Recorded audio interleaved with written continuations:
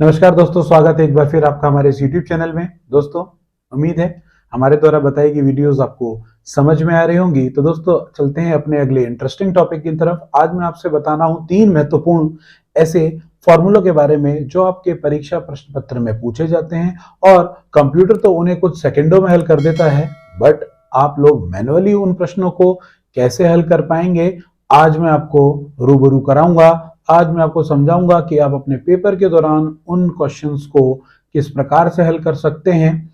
अगर आप हमारे चैनल पर नए हैं तो सब्सक्राइब अवश्य कीजिएगा, चैनल को लाइक कीजिए और अपने दोस्तों के साथ शेयर कीजिए। आपके प्यार और मोटिवेशन की हमें बहुत ही आवश्यकता है। दोस्तों, आज हम बात करने वाले हैं 3 ऐसे फॉर्मूलों की बात जो कंप्यूटर में एक्सेल के अंदर 15 से 20 सेकंड के अंदर रन हो जाते हैं, बट अगर वो पेपर में आ जाए तो आप मैनुअली कैसे उसे हल करेंगे। आज मैं बात करने वाला हूं आपके साथ सीलिंग फॉर्मूले के बारे में, फ्लोर फॉर्मूले के बारे में और काउंट ब्लैंक फंक्शन, यानी 3 ऐसे फंक्शन जो मैनुअली आपको पेन पेपर पर हल करने पड़ते हैं अपने प्रतियोगिता परीक्षाओं में। किस प्रकार से आज उसका एक महत्वपूर्ण ब्रह्मास्त्र मैं आपको देने वाला हूं, उसका सॉल्यूशन बताऊंगा, आपको करके दिखाऊंगा, प्रैक्टिकल नॉलेज दूंगा कि किस प्रकार से होगा वो डिजिटली और मैनुअली। यानी मैं आपको आज कंप्यूटर पे भी करके दिखाऊंगा कि वो किस प्रकार से काम करता है और आपको पेन के थ्रू राइट डाउन करके दिखाऊंगा कि वो किस तरीके से कैलकुलेट होता है। तो चलते हैं दोस्तों हमारी कंप्यूटर की स्क्रीन पर और आप समझते हैं कि वो कैसे हल होने वाला है। जैसा कि आप देख सकते हैं, हम इस समय आ चुके हैं अपने कंप्यूटर की स्क्रीन पर और आज हम बात करने वाले हैं, हमारे पास यहाँ पर 3 फॉर्मूले हैं: count function, count blank function, ceiling और फ्लोर फंक्शन। तो दोस्तों, सीलिंग फ्लोर क्या होता है? सीलिंग आप लोगों को पता है कि आप अपने घरों में सीलिंग को बोलते हैं छत, फ्लोर को बोलते हैं फर्श। तो पहले बात कर लेते हैं हम सीलिंग की और मैं आपको मैनुअली भी करके दिखाऊंगा। जो आपके पेपर में प्रश्न पत्र आता है दोस्तों, वो किस तरीके का आएगा वो आपको दिखा देता हूं मैं। आपके पेपर में कुछ प्रश्न आएगा कुछ इस प्रकार से: equal to ceiling, CEILING, ceiling, bracket, ceiling के बाद ब्रैकेट लगेगा और कुछ इस तरीके का प्रश्न आएगा कि आपको सीलिंग ज्ञात करनी है 35,3 की, यानी सीलिंग ज्ञात करनी है। सीलिंग है हमेशा ऊपर की ओर, यानी छत हमेशा ऊपर की ओर होती है, अप साइड की तरफ। तो इसको करने का तरीका मैं आपको बताऊंगा। तो मैं यहां पर एंटर प्रेस कर रहा हूं, तो आप देखेंगे कि एंटर दबाते ही हमारा कंप्यूटर इसको कुछ ही सेकंडों में हल कर देगा। जैसे ही मैंने एंटर प्रेस किया तो आप देखेंगे जो हमारा सीलिंग आ गया वो 36 आ गया, जैसा कि आपको दिख रहा है स्क्रीन पर। सीलिंग याद करनी है 35,3 की, 35,3 की जो सीलिंग है वो आ गया 36। अभी हमें नहीं पता है किस प्रकार से काम करता है, किस प्रकार से कैलकुलेट हुआ है। इसी का मैं आपको फ्लोर निकाल के दिखाता हूं। तो equal to FLOOR, floor bracket 35,3 bracket close, ये फ्लोर का फॉर्मूला है। फ्लोर का फॉर्मूला लिख दिया मैंने, एंटर प्रेस करता हूं तो हमारे सामने ये फ्लोर आ गया 33 का। अब बात कर लेते हैं कि मैनुअली कैसे रन होगा। उन्होंने कहा सर, आप लोग ये प्रश्न पूछेंगे कि सर आपने एंटर प्रेस किया 36 आ गया सीलिंग, आपने एंटर प्रेस किया फ्लोर 33 आ गया। एक और क्वेश्चन देख लेते हैं हम यहाँ पर। अगर मैं CEI सीलिंग का फॉर्मूला दोबारा ले लेता हूं आप लोगों के लिए, ब्रैकेट लगा दिया मैंने यहाँ 77 को कॉमा 4, यानी मुझे यहाँ पर सीलिंग याद करनी है, 77,4 की सीलिंग याद करनी है। मैं एंटर प्रेस करता हूं, जैसे मैंने एंटर प्रेस किया तो आंसर मिला हमें 80। अब मैं फ्लोर याद करूं, FLOOR, floor bracket 77,4 bracket close. तो आप देखेंगे यहां पर एंटर प्रेस करते ही जो मुझे फ्लोर मिला वो मिला 76। तो दोस्तों, ये मैनुअली कैसे होगा, आइए मैं आपको पेपर में, जब आपकी कंप्यूटर में तो कुछ ही सेकंडों में सीलिंग भी ज्ञात हो जा रही है, फ्लोर भी ज्ञात हो जा रहा है। यानी फ्लोर का मतलब है अधिकतम मान क्या है उसका, और फ्लोर का मतलब है नीचे की तरफ, यानी न्यूनतम मान क्या है। तो सीलिंग फ्लोर निकालने का जो मैनुअली तरीका है, क्योंकि पेपर में दोस्तों कंप्यूटर होगा नहीं, CBT बेस्ड भी प्रश्न पत्र होंगे तो आप एक्सेल उसमें नहीं खोल पाएंगे, तो ये मैनुअली कैसे कैलकुलेट होगा आइए समझते हैं। यहां पर मैं अपना इंक स्टार्ट कर लेता हूं अपने पेन की, तो मैं आपको मैनुअली दिखाता हूं कि किस प्रकार से ये काम करेगा, किस प्रकार से आप इसको हल कर पाएंगे। तो आपका जो प्रश्न था दोस्तों, प्रश्न कुछ इस प्रकार से था 35,3 ब्रैकेट क्लोज। तो दोस्तों, जैसा कि आप लोगों को पता है कि वो जो मैं बता रहा हूं आपको, सीलिंग हमेशा ऊपर की ओर देखी जाएगी, यानी टॉप की तरफ 3 की बात कर रहे हैं। तो जब भी सीलिंग की बात होती है, अगर हम सीलिंग की बात कर रहे हैं तो आप हमेशा ऊपर की तरफ बात होगी और 35 को 3 से ऐड कर देंगे। हमेशा सवाल में यही करेंगे, 35 के साथ हम +3 कर देंगे। क्या कर देंगे? 35 + 3 इक्वल्स टू 38। यानी 35 चलेगा 38 तक। 38 तक कैसे चलेगा? 35, 36, 37, 38। और सीलिंग की बात हो रही है तो ये हमेशा आगे की तरफ, क्योंकि सीलिंग हमेशा ऊपर की तरफ होता है। तो लेफ्ट टू राइट यहां पर देखेंगे। अब हमें क्या देखना है कि ये जो 4 संख्याएं हमारे पास हैं, तो हमें जो मेजर संख्या माननी है, मेन संख्या है, वो हमारी 35 है। यानी 35 को पहले कंसीडर करेंगे हम लोग यहाँ पर। यानी 35, अब हमें इस सीलिंग में ये देखना होता है कि 35 या 35 के नजदीक वह संख्या जो 3 से पूर्णतः विभाजित होती हो, वो हमारी सीलिंग हो जाएगी। तो आप चेक करिए, क्या 3 के पहाड़े में 35 आता है दोस्तों? 3 के पहाड़े में 35 नहीं आता। क्या 36 आता है 3 के पहाड़े में? जी हाँ, 36 आता है 12 बार में। यानी 3 12 जा 36, 12 तिया 36, यानी 12 3 जा 36। तो ये पूरा का पूरा 12 बार जा रहा है। तो दोस्तों ये पूर्णतः विभाजित हो रहा है। तो 35 के पास वह संख्या, 35 या 35 से बड़ी वह संख्या जो बगल वाली संख्या से पूर्णतः विभाजित होती है, वो उसकी सीलिंग कहलाती है। तो दोस्तों आंसर आया 36। तो आपको देख सकते हैं, यहां से वेरीफाई हो गया हमारा आंसर 36। सीलिंग निकालने का ये तरीका है दोस्तों, इस प्रकार से आप सीलिंग निकाल सकते हैं। मैं इरेज कर देता हूं। मैं आपको एक और जो हमारा अगला प्रश्न था इसको समझाते हैं। जो हमने आपको अगला प्रश्न यहां पर दिखाया था, 80 कैसे आया था? 77,4 की बात हो रही थी। इसको भी इसी फॉर्मूला बेस्ड तरीके से हम करेंगे। इसी कंडीशन से करके देख लेते हैं कि किस प्रकार से होगा दोस्तों ये हल हमारा। फिर चलते हैं हम दोस्तों, अपना पेन इनपुट करा लेते हैं। पेन इनपुट को ले लेते हैं यहां से, और अब बात करते हैं जो हमारा प्रश्न था अगला, वो था 77,4। जैसा कि मैंने आपको बताया, सीलिंग ज्ञात करनी है तो प्लस करा लीजिए। कितने को? 77 + 4 करा लिया मैंने, इक्वल टू कितना होता है? 77 प्लस जो 4 होता है वो हो गया हमारा 81। 81 आ गया 77 + 4। तो हमारी कहानी कहां तक चलेगी? 77 चलेगी, 78, 79, 80 और 81 तक। अब 77 या 77 के पास वह संख्या जो 4 से पूर्णतः विभाजित होती हो, 4 से पूर्णतः विभाजित होती हो। तो आप देख सकते हैं कि हम यहां पर मैन्युअली करके देख लेते हैं। अपने किसी सेल में यहां पर हम क्लिक कर लेंगे, और क्लिक करने के बाद आप देखिए यहां पे मैं 77 को क्या कर लेता हूं, equal to 77 divided by 4।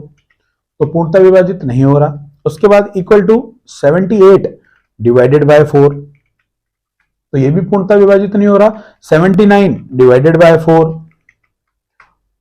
79 divided by 4, equal to का सिंबल नहीं लगाया हमने यहाँ पे, ये देखिए ये भी पूर्णतः विभाजित नहीं हो रहा। 80 डिवाइडेड बाय 4, इक्वल टू का symbol 80 divided by 4, divided by 4। तो 20 बार में पूर्णतः विभाजित हो रहा है। यानी 77 या 77 के पास वह संख्या जो 4 से पूर्णतः विभाजित हो रही है, तो वो है दोस्तों हमारी कौन सी, क्या संख्या हुई दोस्तों? वो हुई हमारी 80, यानी 80 की बात हो रही है। यहाँ पे हमें पेन इनपुट स्टार्ट कर लेते हैं। 80 पूर्णतः विभाजित हो रहा है दोस्तों, तो इसीलिए हमारा आंसर आया 80। आप क्रॉस वेरीफाई कर सकते हैं, 80 यहाँ पर सही उत्तर है। मैं दोबारा यहां से रिमूव कर लेता हूं। आपको सीलिंग निकालना आ गया होगा, उम्मीद है आप सीलिंग समझ पा रहे होंगे। किसी भी प्रकार की कोई परेशानी हो तो दोस्तों कमेंट बॉक्स में कमेंट कर सकते हैं। मैं आपको बिल्कुल मार्गदर्शन दूंगा और आपको उचित उत्तर प्रदान करने की कोशिश करूंगा। फ्लोर की बात कर लेते हैं दोस्तों। इसी कंडीशन में अगर मैं फ्लोर की बात करूं कि फ्लोर कैसे निकलेगा, फ्लोर की बात कर लेते हैं हम लोग यहाँ पर कि फ्लोर हम निकालना चाहते हैं कि फ्लोर कैसे निकलेगा। सेम कंडीशन में ही दोस्तों फ्लोर निकलता है हमारा, कि जिस प्रकार से हमने सीलिंग निकाली है उसी प्रकार से हम फ्लोर ज्ञात कर पाएंगे यहाँ पर। तो सीलिंग निकालने के लिए, फ्लोर निकालने के लिए हम बात कर लेते हैं यहाँ पर। अभी पेन इनपुट को एक्टिवेट कर ले रहा हूं मैं यहाँ पर, और फ्लोर निकालने के लिए 33 की बात हो रही है दोस्तों। तो यहां पर बात कर लेते हैं। हमारा जो क्वेश्चन था वो था 35। क्या क्वेश्चन था दोस्तों? 35 क्वेश्चन था। 35, 3 नीचे की तरफ होता है फ्लोर, फर्श हमेशा नीचे की तरफ होता है। तो 35 माइनस 3 हो जाएगा, इक्वल टू कितना हो गया दोस्तों, 35 में से 3 गए तो आंसर हुआ हमारा 32। 35 से 32 का डेटा लेंगे, 35 लिखा मैंने, 34 लिखा, 33 और 32, क्योंकि 35 में से 3 घटाएंगे तो 32 हमारा यहाँ पर प्राप्त होगा।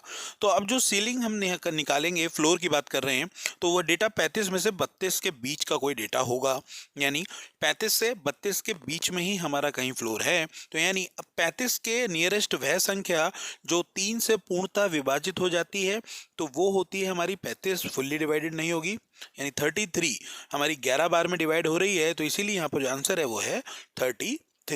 तो इस तरीके से हम फ्लोर यहाँ से ज्ञात कर लेते हैं कि जो भी हमारा वेरिएबल है उसके बाजू वाली संख्या से पूर्णतः विभाजित होने वाली संख्या हमारा क्या कहलाएगा, सीलिंग या फ्लोर कहलाएगा, जो संख्या पूर्णतः विभाजित हो जाएगी। बगल वाला क्वेश्चन देख लेते हैं जिसका आंसर 76 आया था। तो क्वेश्चन था हमारा 77, 4, इसका हमें फ्लोर ज्ञात करना था, तो वही प्रोसेस करेंगे, 7 से -4 करेंगे। तो 77, 76, 75, 74 और 73, यानी 77 में से 4 गया तो 73 प्राप्त होता है। तो लेफ्ट टू राइट चलेंगे, बड़े से छोटे की ओर, क्योंकि फ्लोर की बात हो रही है।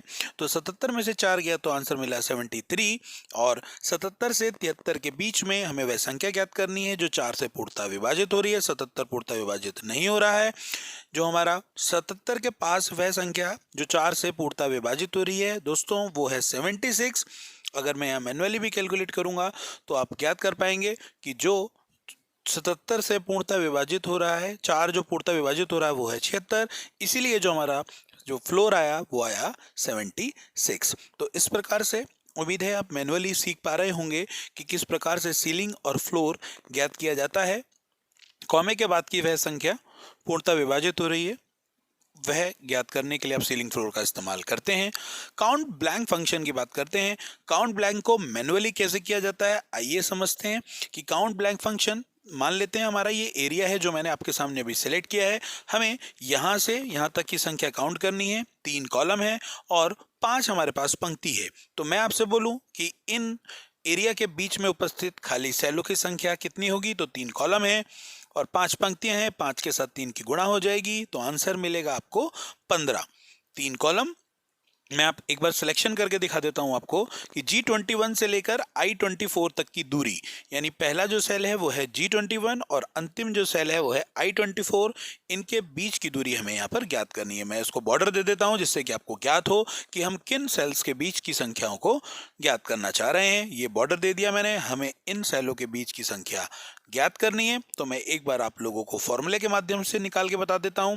G21 से लेकर I25 के बीच में कितने खाली सेल हैं, ये काउंट कंप्यूटर हमारा 1 मिनट में कर देता है काउंट ब्लैंक फंक्शन की मदद से। काउंट ब्लैंक का मैंने यहाँ पर उपयोग किया। G21 से लेकर I25 ब्रैकेट क्लोज करके जैसे ही मैं एंटर प्रेस करूंगा तो आप देखेंगे यहाँ पर खाली सेलों की संख्या प्राप्त हो गई है। एंटर मारते ही आपको उत्तर मिल जाएगा कि कितने ब्लैंक सेल इस सेलेक्टेड एरिया में उपस्थित हैं, वो आंसर है 15। तो आप देख सकते हैं, मैं आपको मैन्युअली समझाऊं कि 3 कॉलम है, जैसा कि आपको दिख रहा है 3 कॉलम्स हो गए हमारे पास, एक कॉलम हो गया ये हमारे पास, और पंक्तियों की संख्या हो गई 5, यानी 1 2 3 4 5 इक्वल टू F21, यानी 3 इंटू का मैंने चिन्ह का प्रयोग किया F22, आप देख सकते हैं आंसर मिला 15। तो यानी खाली सेलों की संख्या हमारे पास आ गई 15। फॉर्मूले की मदद से कर लिया, मैन्युअली कर लिया। अब हम इसे पेन पेपर पे कैसे करेंगे, इसे समझते हैं।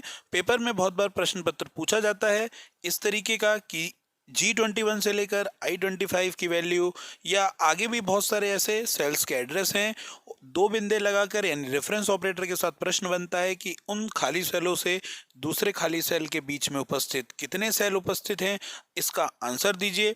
ये काम दोस्तों मैन्युअली कैसे होगा, मैन्युअली अब आप पेन पेपर पे कैसे कर पाएंगे काउंट ब्लैंक फंक्शन को, तो ये समझते हैं हम लोग। काउंट ब्लैंक फंक्शन जैसे अलग अलग पेपर में प्रश्न पत्र पूछे जाते हैं, जैसे एक प्रश्न है AB 232 से लेकर, यानी रेफरेंस ऑपरेटर BN 563, यानी मैंने एक क्वेश्चन ले लिया, उसके बीच के खाली सेलों की संख्या आ गई 12948, यानी हमारे जो इनपुट था उनके बीच में खाली सेलों की संख्या 12948 आ गई। मैनुअली समझ लेंगे दोस्तों कि पेन पेपर पे आप अपने क्वेश्चन पे प्रश्न पत्र में प्रतियोगिता पेपरों में बहुत बार पूछा जाता है। ये कैसे हल होगा, मैं पेन इनपुट ले लेता हूँ और आपको यहाँ पर पेन इनपुट की मदद से समझाने की वजह से थोड़ा सा आकार छोटा कर लेते हैं हम लोग। फिर मैं आपको समझाता हूँ कि count blank function pen paper पे कैसे किया जाता है। तो अब हम यहाँ पर एक क्वेश्चन लिख लेते हैं, एक क्वेश्चन ले लेते हैं, इनपुट कराते हैं, फिर मैं आपको मैनुअली करके दिखाऊंगा। पहले इसी वाले क्वेश्चंस को मैं आपको सॉल्व करके दिखाता हूँ, जिसमें 15 हमारा आंसर आया था कि खाली सेलों की संख्या 15 कैसे आई है। दोस्तों ये जो हमारा सेल है ये हो गया हमारा G21 और ये जो अंतिम सेल है ये हो गया हमारा I कॉलम का 25 पंक्ति।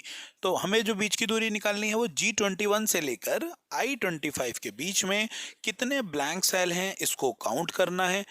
मैनुअली कैसे करेंगे देखते हैं। तो पहले कॉलम्स अलग निकाल लेते हैं और पंक्तियां अलग निकाल लेते हैं। तो जो रो निकालने का फॉर्मूला है, जी हमारा कॉलम है, आई कॉलम है, 21 पंक्ति है, 25 पंक्ति है। तो पहले पंक्ति को कैलकुलेट कर लेते हैं। तो रो लिख लेंगे हम यहाँ पर, बड़ी संख्या में से छोटी संख्या घटा दीजिए, +1 कर दीजिए, ये फॉर्मूला होता है। यानी जो हमारे पास बड़ी संख्या का इनपुट है वो है 25, यानी यहाँ पर 25 लिख लेंगे।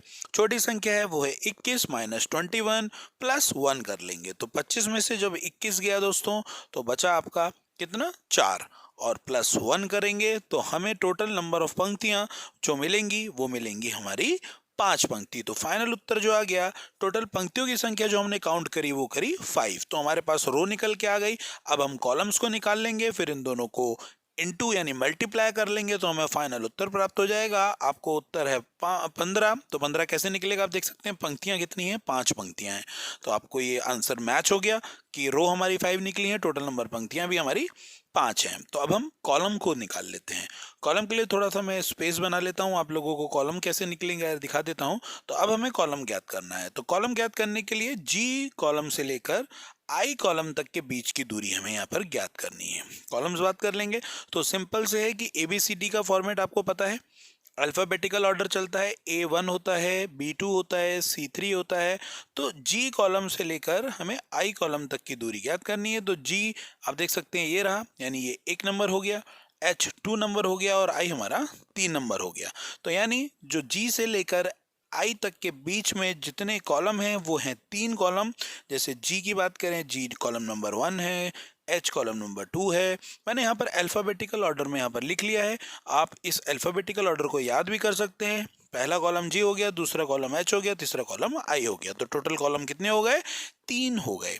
तो हम यहाँ पर कॉलम्स की संख्या यहाँ पर 3 आ गई। पंक्तियों की संख्या हमारे पास कितनी थी दोस्तों, पंक्तियों की संख्या हमारे पास 5 थी। तो 5 × 3 कर लेंगे। 5 × 3 करने पे आपको आंसर यहाँ पर क्या प्राप्त होगा, आंसर प्राप्त होगा 15। जैसे हमारी कॉलम्स की संख्या है, कॉलम से 3 आ गई। अब हमें यहाँ पर इक्वल टू करेंगे, हम 5 को गुणा कर देंगे 3 से, तो यहाँ पर आंसर मिला हमें 15। तो ये बात हमारी दोस्तों सिद्ध हो गई कि G21 से लेकर I25 के बीच की दूरी आंसर 15 है। मैं एक बड़ा क्वेश्चन लेके आपको समझाता हूँ कि मैनुअली किस प्रकार से होगा। हम यहाँ पर एक क्वेश्चन यहाँ पर आपके लिए मेंशन कर लेते हैं, फिर उसे मैनुअली करके दिखाएंगे और फिर आपको कंप्यूटर काउंट ब्लैंक फंक्शन से करके दिखाएंगे। आंसर हमारा बिल्कुल मैच होगा। मैंने यहाँ पर AB 432 से लेकर यानी AB कॉलम 432 पंक्ति से लेकर हम यहाँ से निकाल रहे हैं AB कॉलम, यानी AB कॉलम का नेम है, 432 हमारी पंक्ति का नाम है। 2 बिंदु का प्रयोग यानी रेफरेंस ऑपरेटर से लेकर DR तक की दूरी निकालते हैं। DR कॉलम से लेकर 654 पंक्तियों के बीच की दूरी ज्ञात करनी है। तो वही फॉर्मूला लगाएंगे। पहले हम पंक्तियों की संख्या निकाल लेते हैं। पंक्तियों की संख्या ज्ञात करने के लिए जो फॉर्मूला था वो ये फॉर्मूला था कि बड़ी संख्या से छोटी संख्या को घटा देना है और +1 कर देना है। ये फॉर्मूला है। आप लोग ध्यान रखिए, एक तरफ हम रो निकालेंगे, एक तरफ हम कॉलम निकालेंगे और आपको मैनुअली करना सिखाएंगे कि किस प्रकार से काउंट ब्लैंक फंक्शन जो पेपर में प्रश्न पूछा जाता है वो कैसे ज्ञात होता है। तो यहाँ पर देख लेते हैं, 654 + 432 प्लस नहीं होगा दोस्तों, यहाँ पर माइनस होगा। मैं माइनस का प्रयोग करना है क्योंकि हमें बड़ी संख्या से छोटी संख्या को घटाना है। बड़ी संख्या क्या है हमारे पास, 654, छोटी संख्या है 432, +1 कर लेंगे। यहाँ पर हम यहाँ पर +1 कर देंगे जो फॉर्मूला की ज़रूरत है। तो इसको मैं कंप्यूटर के थ्रू करके दिखाता हूँ आपको लोगों को कि इक्वल टू 654 यहाँ पर हम टाइप कर लेते हैं। 654 में से हमें 432 को माइनस करना है, तो 432 यहाँ पर हम टाइप कर लेंगे और इसके बाद एंटर प्रेस करेंगे। +1 कर दिया तो हमें आंसर मिला कितना दोस्तों, 200 223, यानी हमें यहाँ पर पंक्तियों की संख्या ज्ञात हो गई। इस प्रकार से आप पंक्ति निकाल सकते हैं कि रो बड़ी संख्या से छोटी संख्या को घटाना है, +1 कर देना है, तो 223 हमारी टोटल नंबर ऑफ पंक्ति आ गई। कॉलम है ए बी से लेकर दूरी निकालनी है डी आर तक की, तो दोस्तों हम यहाँ पर थोड़ा सा फ्रैक्शन कर लेंगे, तोड़ लेंगे, यानी ए बी एक कॉलम है, डी आर एक कॉलम है, तो जो दूरी चलेगी ए बी के बाद ए सी ए डी ए जेड तक, फिर बी ए आएगा, B A B B B C B Z तक, फिर सी ए आएगा, सी ए सी बी सी सी सी जेड तक, फिर D A D B D Z तक, लेकिन हमें कहाँ तक जाना है, डी आर तक जाना है। तो दोस्तों हम एक एक करके इसे कुछ टुकड़ों में तोड़ लेते हैं।